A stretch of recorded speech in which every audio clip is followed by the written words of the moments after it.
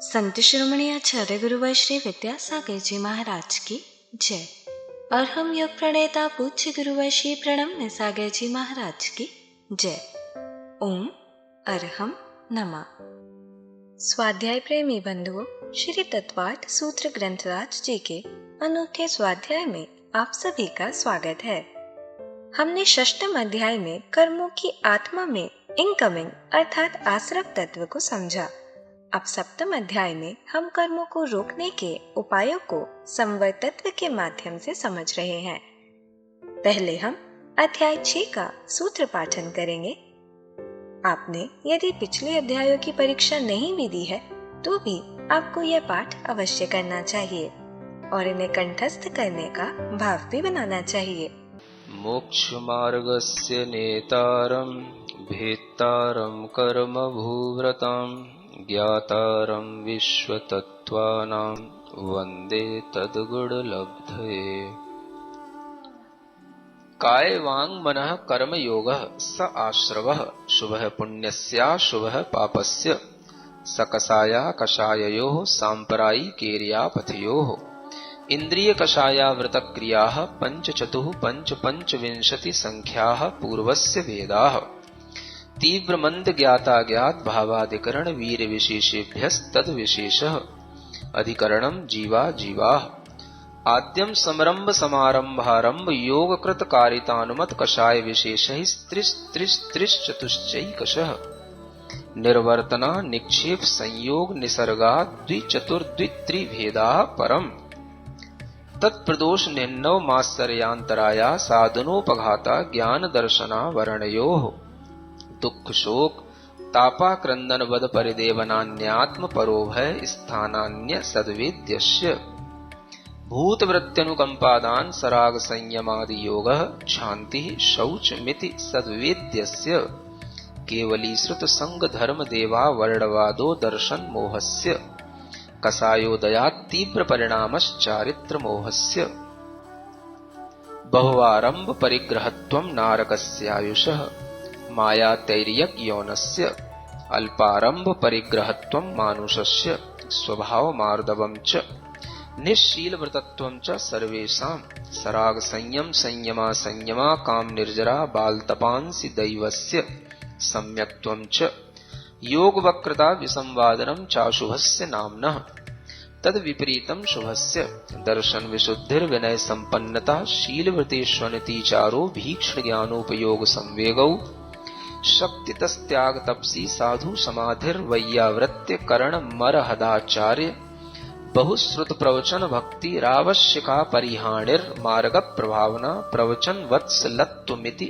तीर्थकरत्वस्य परात्म निंदा प्रशंसे सदसद गुणोच्छादनोद भावने च नीचैर्गोत्रस्य तद विपर्ययो नीचैर्वृत्त्यनुत्सेकौ चोत्तरस्य विघ्न करण मंतरायस्य इति तत्वार्थ सूत्रे षष्ठोध्याय। पूज्य मुनिश्री कहते हैं कि सिर्फ सूत्र के पाठन से ही हमारी विशुद्धि कई गुना बढ़ जाती है। तो चलिए चलते हैं वृत्त विज्ञान की कक्षा की ओर। मोक्ष मार्गस्य नेतारं भेत्तारं कर्म भूव्रतां ज्ञातारं विश्वतत्त्वानां वन्दे तद्गुणलब्धये।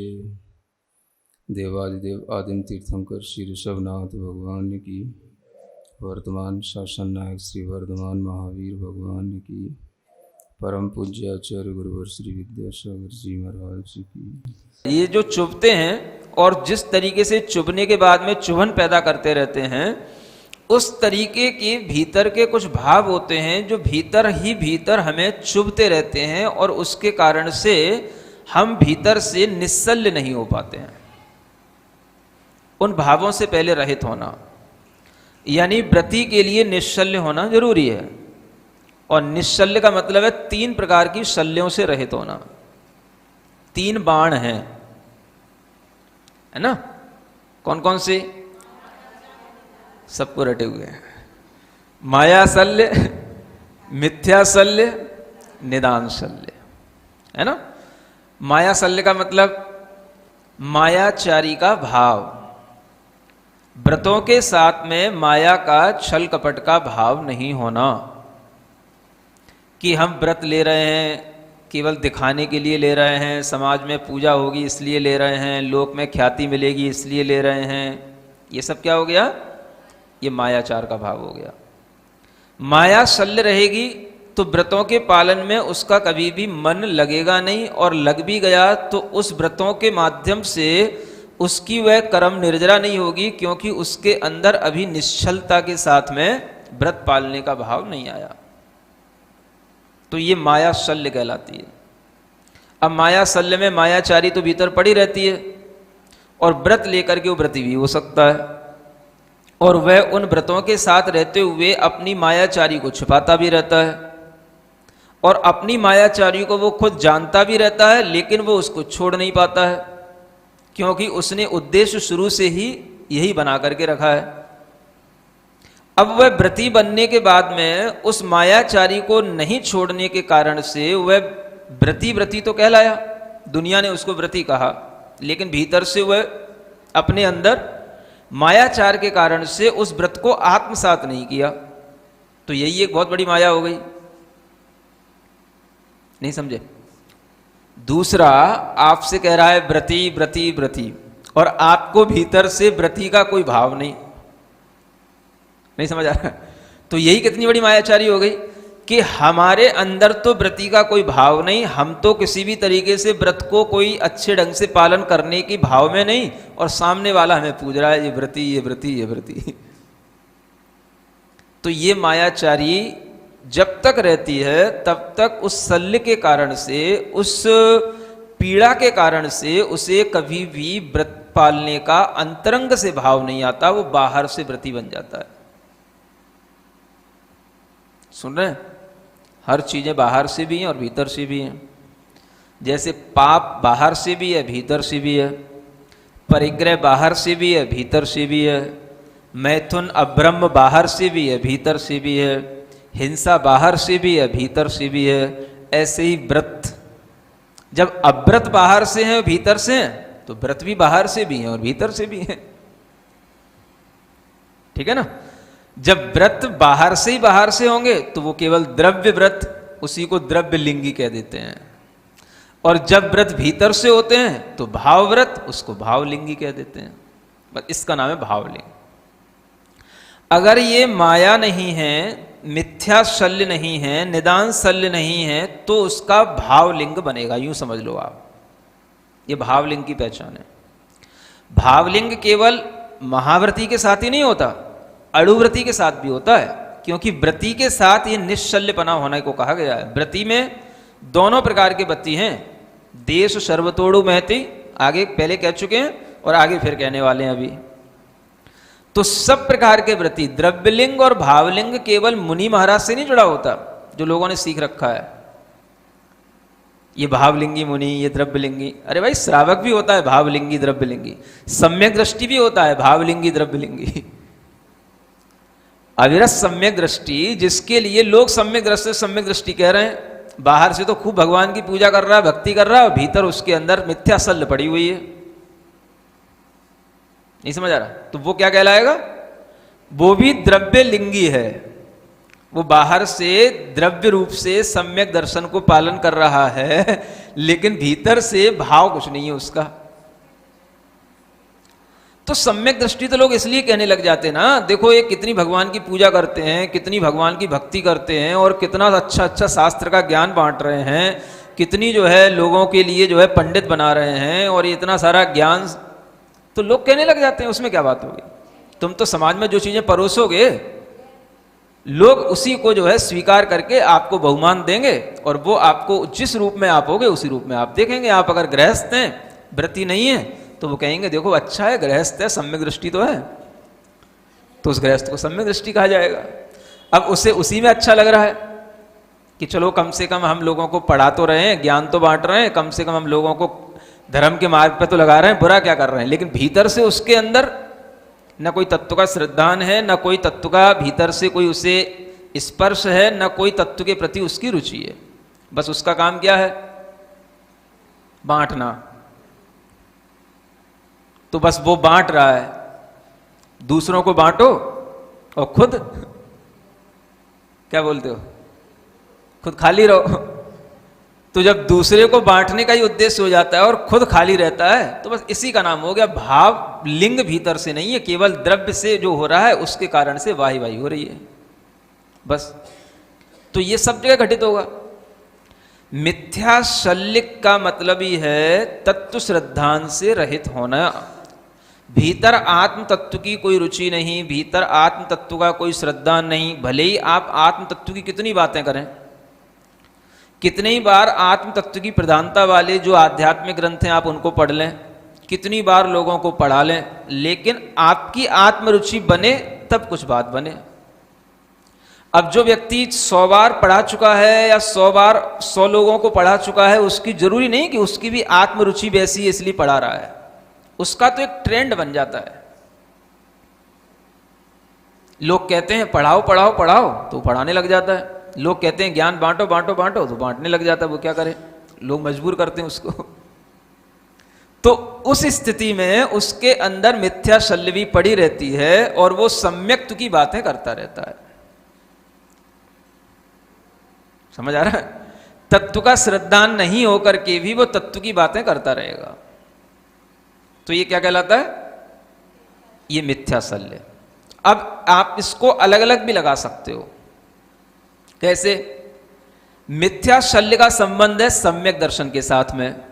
तो जिसके अंदर सम्यक दर्शन की प्रक्रियाएं बाहर से दिख रही हो, सम्यक दर्शन जैसा कुछ व्यवहार बर्ताव आचरण बाहर से दिख रहा हो और भीतर से उसके अंदर मिथ्या शल्य पड़ी हो, तो भीतर से तो वो द्रव्य लिंग ही है, भावलिंग से रहित है, और बाहर से वह सम्यक दृष्टि नाम पा रहा है। इसकी कोई चर्चा करता ही नहीं है। नहीं समझ आ रहा है? जब भी चर्चा आती है द्रव्यलिंगी भावलिंगी माने क्या? मुनि महाराज द्रव्यलिंगी भावलिंगी व्रती भी होते हैं, द्रव्यलिंगी भावलिंगी गृहस्थ अविरत सम्यक दृष्टि और मिथ्या दृष्टि भी होते हैं। जो गृहस्थ के लिए किसी भी प्रकार के सम्यक दर्शन की उसे एक पहचान मिल रही है, लेकिन उसके भीतर सम्यक दर्शन नहीं है, तो वह भी तो इसी श्रेणी में आएगा। और उसके लिए भी ये 3 शल्यों में से कोई ना कोई शल्य कारण बन रही है, जिसका नाम है मिथ्या शल्य। तो मिथ्या शल्य के कारण से एक अविरत व्यक्ति भी सम्यक दृष्टि बाहर से होकर के भी भीतर से मिथ्या दृष्टि बना रहता है। तो वह मिथ्या शल्य के कारण से सम्यक दृष्टि वास्तव में जैसा होना चाहिए वैसा नहीं होता, क्योंकि उसका भीतर से भावलिंग नहीं हुआ। समझ आ रहा है? ये भी भावलिंग है कि नहीं? भावों से ही तो सम्यक दर्शन होगा। जैसे भावों से व्रत होते हैं, वैसे ही भावों से सम्यक दर्शन होता है। तो भावों से जब सम्यक दर्शन नहीं हुआ तो ये मिथ्या शल्य के कारण से नहीं हुआ। फिर ऐसे ही माया आ जाती है। ज्यादातर आप इसको लगा लो पंचम गुण स्थान के साथ में। समझ आ रहा है? किसके साथ? पंचम गुण स्थान के साथ इसको जोड़ लो। इस माया शल्य के कारण से पंचम गुण स्थान के में जितने भी जीव, वह सब माया शल्य के कारण से भी जो है भीतर से अपने व्रत का आस्वादन नहीं कर सकते या व्रती नहीं हो सकते हैं, अगर माया शल्य बनी रहती है। तो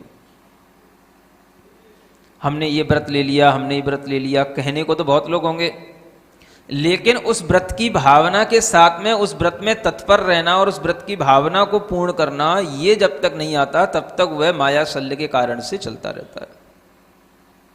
और निदान शल्य में आज मुख्य रूप से ले लो 6वें 7वें गुणस्थान वाले। समझ आ रहा है? कौन को? वैसे तो 6वें 7वें गुणस्थान में निदान शल्य होगी नहीं, लेकिन मुनि महाराज मुनि व्रत जिन्होंने लिए हैं वो अगर निदान भाव से हैं तो उनमें निदान की मुख्यता हो सकती है। निदान का मतलब क्या है? आगामी भोगों की आकांक्षा, है ना? इस जन्म में तो पुण्य पुण्य पुण्य इकट्ठा किया जा रहा है। उन्हें पता पड़ गया पुण्य किससे मिलेगा, बोले मुनि बनने से पुण्य मिलता है, तो मुनि बन गए।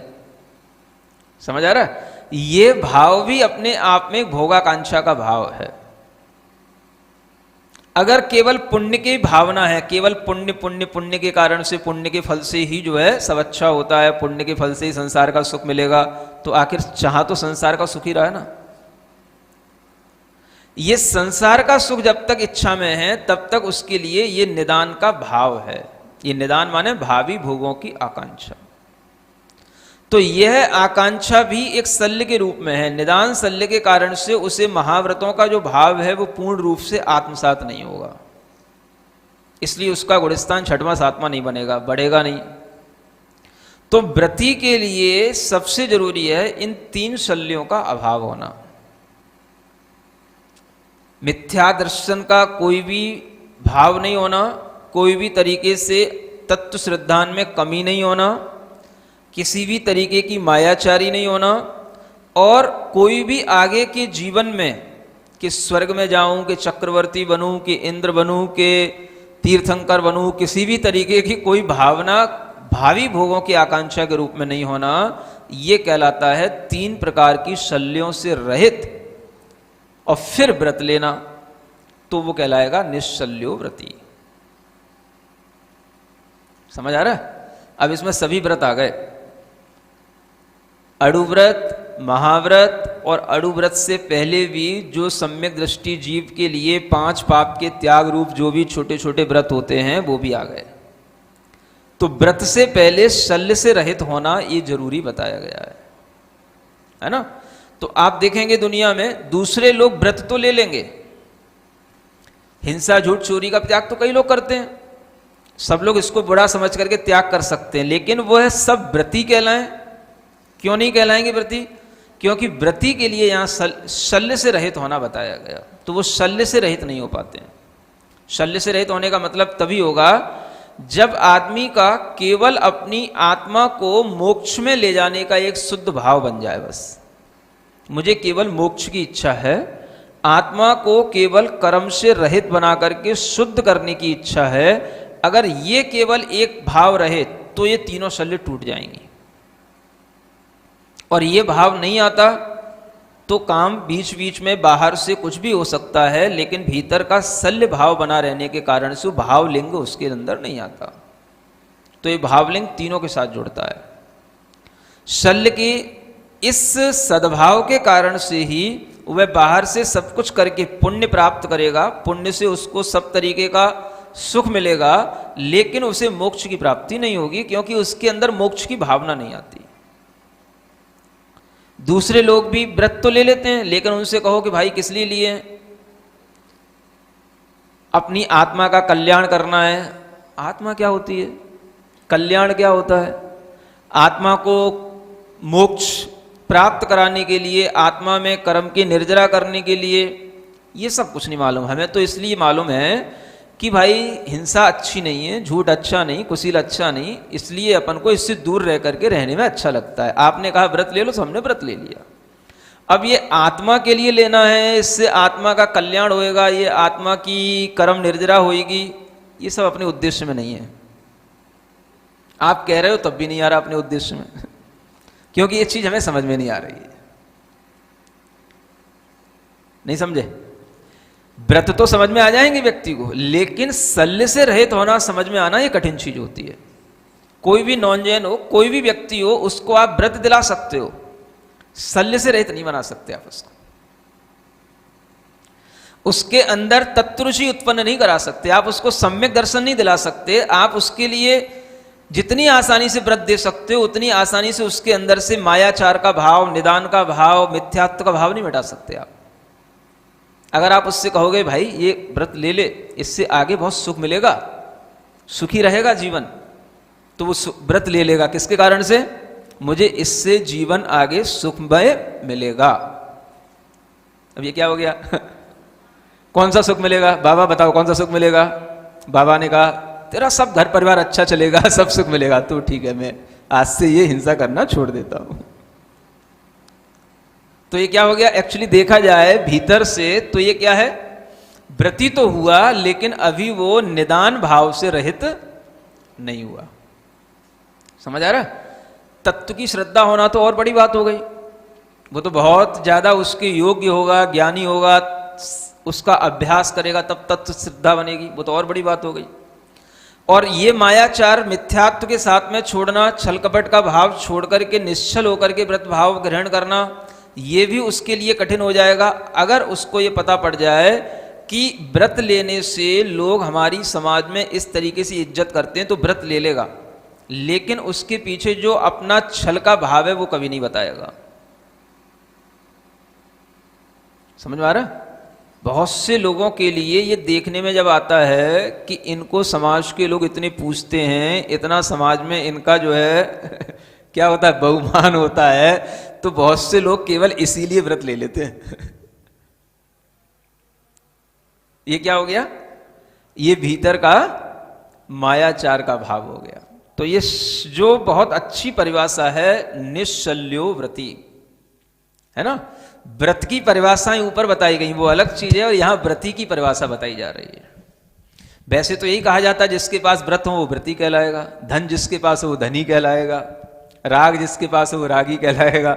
लेकिन यहां पर उसका जो कहना चाहिए ग्राउंड है वो साफ करने के लिए यहां पर एक और शर्त डाल दी गई। व्रत होने मात्र से व्रती नहीं हो जाएगा, एक शर्त और डाल दी गई, निश्चल्यो व्रती। इसमें सब समाहित हो गया, सम्यक दर्शन भी आ गया, निश्चलता भी आ गई, भावी भोगों की आकांक्षा भी छूट गई। तो अब वो क्या करेगा? अगर सम्यक दृष्टि जीव होता है तो उसके अंदर नियम से मोक्ष की ही इच्छा होती है। सम्यक दृष्टि जीव हमेशा अपने आत्म तत्व की ही इच्छा करता है, कोई भी संसार के विषय भोग की इच्छा नहीं करता है। व्रती ना भी होगा तो भी सम्यक दर्शन का मतलब ही है कि अब उसकी संसार से इच्छा छूट गई। माया और निदान इन दोनों शल्यों से बढ़कर के मिथ्या शल्य इसीलिए है। तो अगर ये मिथ्या शल्य छूट जाती है तो निदान शल्य भी छूट जाती है, माया शल्य भी छूट जाती है। समझ में आ रहा है? तो सबसे बड़ी चीज क्या है? भीतर की इस मिथ्या शल्य को छोड़ना। और उसको छूट गई तो कैसे देखना? या तो माया की तरफ देखो या निदान की तरफ देखो, ये बीच में है। माया मिथ्या निदान, ऐसे जानना है ना। तो इस मिथ्या ने दोनों को पकड़ रखा है। मिथ्या के कारण से ही मायाचारी होगी और मिथ्या के कारण से ही वो निदान करेगा। इसका बीच में से अस्तित्व हट गया तो दोनों धीरे धीरे अपने आप टपक जाएंगे, उनके लिए फिर ज्यादा बल नहीं मिलेगा। वो जिससे कनेक्टेड हैं वो चीज मिथ्या है। दोनों ओर छोर तो ये हैं, माया और निदान, और बीच में क्या है? मिथ्या। तो ये मिथ्या शल्य जो है सबसे बड़ी शल्य है। तत्व रुचि उत्पन्न होना, तत्व का श्रद्धान होना, और जहां ये हो गया तो फिर दूसरी चीजों पे उसकी रुचि होगी कैसे? तो इसलिए ये बहुत अच्छी यहां पर बात कही जा रही है कि व्रत लेने मात्र से व्रती नहीं होते, निश्चल्य होने से व्रती होते हैं। निश्चल्यो व्रती। समझ में आ गया सबको? ठीक है, इतना ही पर्याप्त। धन्य है हमारा पुण्य जो मुनिश्री ने इस प्रकार हमें शुभ भावनाओं का अर्थ बताते हुए व्रतों को सावधानी पूर्वक कैसे पालन करें समझाया। यह पुण्य आप और भी बढ़ा सकते हैं अपने परिवार, मित्र, समाज के लोगों को इस स्वाध्याय से जोड़कर। आपको सिर्फ उन्हें हमारी वेबसाइट ttv.arham.yoga शेयर करनी है और उन्हें ये सभी क्लासेस एक साथ एक जगह पर मिल जाएंगी। आज का सवाल जीतने का और मुनिश्री के समक्ष अपनी शंका रखने का ये सुनहरा मौका। तो आज ही अपने बच्चों को, मित्रगणों को, परिवारजनों को इस स्वाध्याय से जोड़ें। ओम अरहम नमः। तो चलिए आज की कक्षा की एक क्विक रिवीजन कर लेते हैं। हमने जाना कि माया, मिथ्या और निदान से रहित होना भावलिंग की पहचान है। मुनि महाराज ही नहीं, व्रती श्रावक और अवृत सम्यक दृष्टि भी भावलिंगी, द्रव्यलिंगी होते हैं। बाहर से खूब पूजा भक्ति करने वाले अविरत सम्यक दृष्टि जिसके अंदर मिथ्या शल्य पड़ी हुई है वह भी द्रव्यलिंगी है। वे द्रव्य रूप से सम्यक दर्शन को पालते हैं, पूजा करते हैं। वह द्रव्य रूप से सम्यक दर्शन को तो पालते हैं, पूजा करते हैं, शास्त्रों का ज्ञान बांटते हैं, लोगों को धर्म मार्ग पर लगाते हैं। इसी कारण उनकी वाहवाही होती है, लेकिन भीतर से तत्व का श्रद्धान और रुचि नहीं होती। दूसरों को बांटते हैं और खुद खाली है। मिथ्या शल्य का मतलब ही है भीतर आत्म तत्व की कोई रुचि श्रद्धा नहीं होना। आत्म तत्व की प्रधानता वाले आध्यात्मिक ग्रंथों को 100 बार पढ़ाकर भी आत्म तत्व की रुचि बने ऐसा जरूरी नहीं है। लोग तो एक ट्रेंड के चलते उनको पढ़ाने के लिए मजबूर कर देते हैं। बिना तत्व श्रद्धान के वे तत्व की बातें करते हैं। इसका संबंध सम्यक दर्शन से है। मुनिश्री ने समझाया कि मिथ्या शल्य के कारण एक भीतर से मिथ्या दृष्टि भी बाहर से अविरत सम्यक दृष्टि बना रहता है। बाहर से सम्यक दर्शन की प्रक्रियाएं, व्यवहार, आचरण दिखाता है, लेकिन भावों से सम्यक दर्शन नहीं होता। माया शल्य का संबंध पंचम गुण स्थान से है। इसके कारण जीव भीतर से अपने व्रत का आस्वादन नहीं कर पाता। व्रत लेने के बाद भी उसकी भावना के साथ उसमें तत्पर नहीं हो पाता। निदान का मतलब है आगामी भोगों की आकांक्षा। जो केवल पुण्य इकट्ठा करने की भावना से मुनि व्रत लेते हैं, उन्हें निदान की मुख्यता होती है, क्योंकि यह भी भोगाकांक्षा का भाव है। पुण्य के फल से संसार ही मिलेगा। यह निदान भी एक शल्य रूप में होता है, जो महाव्रतों को पूर्ण रूप से आत्मसात नहीं होने देते। वैसे 6वें 7वें गुणस्थान में निदान शल्य नहीं होती, लेकिन मुनि व्रत की अपेक्षा से निदान शल्य मुख्य रूप से 6वें 7वें गुणस्थान से संबंधित है। सभी व्रतियों को अनुव्रति, महाव्रति और छोटे छोटे व्रतधारियों के लिए इन 3 शल्यों से रहित होना जरूरी है। हमने जाना कि शल्य से रहित तभी होते हैं जब केवल आत्मा को शुद्ध करने की इच्छा रहती है। दुनिया में दूसरे लोग भी अहिंसादी व्रत ले लेते हैं, क्योंकि उन्हें हिंसादी अच्छे नहीं लगते, पर वे आत्म कल्याण को नहीं समझते। ये उनके उद्देश्य नहीं है, इसीलिए वे शल्य रहित नहीं होते और हम उन्हें व्रती नहीं कह सकते। हमने जाना सुख पाने की अभिलाषा में किसी नॉन जैन व्यक्ति को व्रत तो आसानी से दिलवाया जा सकता है, पर उसे शल्य रहित बनाना, उसे तत्व पर श्रद्धान कराना, उसका मायाचार और निदान भाव मिटाना कठिन होता है। समाज में बहुमान पाने के लिए अपने छल भाव को छिपाकर व्रत लेना आसान है। इसीलिए आचार्यों ने व्रत और व्रति की परिभाषा अलग अलग बताई है। यूं तो जिसके पास धन है वो धनी है, राग है वो रागी है, तो जिसके पास व्रत है वो व्रती होना चाहिए। लेकिन यहाँ ग्राउंड साफ करने के लिए निश्चल्य होने की एक शर्त और डाल दी। इसमें सम्यक दर्शन, निश्चलता, भावी भोगों की आकांक्षा सभी समाहित हो गए। इसीलिए व्रत लेने मात्र से व्रती नहीं होते, निश्चल्य होने से व्रती होते हैं। सम्यक दृष्टि जीव बिना व्रत के भी मोक्ष की ही इच्छा करता है। संसार से उसकी इच्छा छूट जाती है। इसीलिए मिथ्या शल्य माया और निदान दोनों शल्यों से बढ़कर है। यह माया और निदान दोनों को कनेक्ट करती है। इसके छूटने पर दोनों छूट जाती हैं, क्योंकि जहाँ तत्व में रुचि उत्पन्न हो जाएगी, वहाँ अन्य कहीं रुचि कैसे होगी। तो चलिए अब हम सभी जुड़वाणी स्तुति करेंगे और तत्पश्चात समय होगा आज के सवाल का।